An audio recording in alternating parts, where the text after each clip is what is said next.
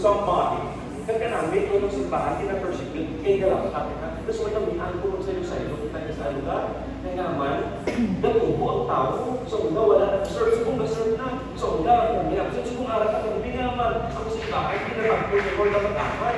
Kaya kinapagpo niya ko na mag-aman. That's why hindi ko ma-prophesy mga balang sa inyo, Pato. Kung kamu tao birthday of the night, kaya wala ka mo nakataan sa mapod niyo, kung ko subong na yung tikon.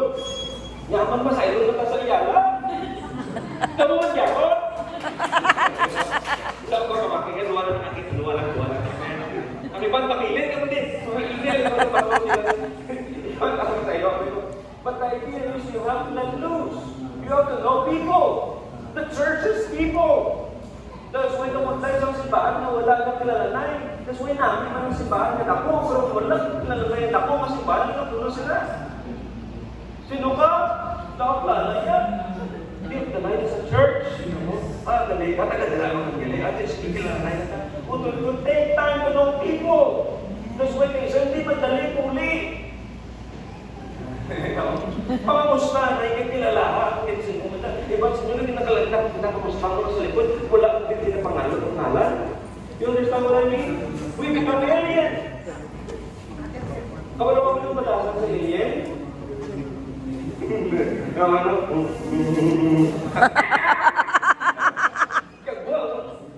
Lord, may this church learn to know one another.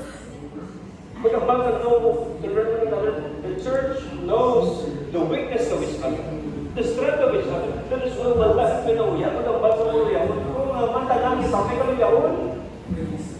That's why sometimes do not put people in a pedestal. Kaya bakit pedestal na ito, hindi na siya madulang intasyon, kung tanan ng tao na kapitán. Di ang strong lagi diyan, gusto niya, gabi yung more experience.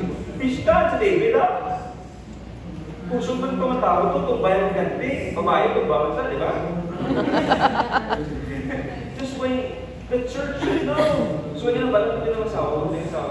Basta sa taalan niya, yung Kristo dito, naligan niya sa kaya dito. Paano ka mag-suicide ka? Pero huwag na kagana sa driver, kasi tingaman. Isa, magdalas lang ka. Inpunduan yung pizza. Inpunduan yung sa punta, basta nari ka nila. Basta siya na sa mga, basta ikaw ako, pick up mo kung sa'yo, dito gusto yun. Hindi ka ako. Hindi ma-overbalik ko. So, atulong din ka ako na natalo. Layo na din yan. Tinagpundo mo na kung nga, hindi mo sa pagalit. Kaya ba't sa asawa ko, Holy Spirit ka ng asawa ko. Ito na. Hindi ko dyan. 5 minutes later, 5 minutes later, nag-idog na lang ko. Naglapay ng baro, tayo ng baro ko. Asawa ko kita ng Holy Spirit. Kaya naman pala, pero huwag ka itong ganit karon. Magkuhay naman ka ng babaan, patay. Sabi ko, baka pala bata ko yan.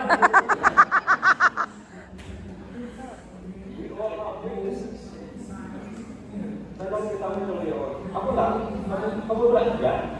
So, strong din kami. Mag-forward ka. Hindi ka mga tao. Pero tinagin niya ka ng lahat ng submission. That is why Philip, now we go. How many minutes do you have left? Please help me out. Philip, down to a city of Samaria, proclaimed the Messiah there.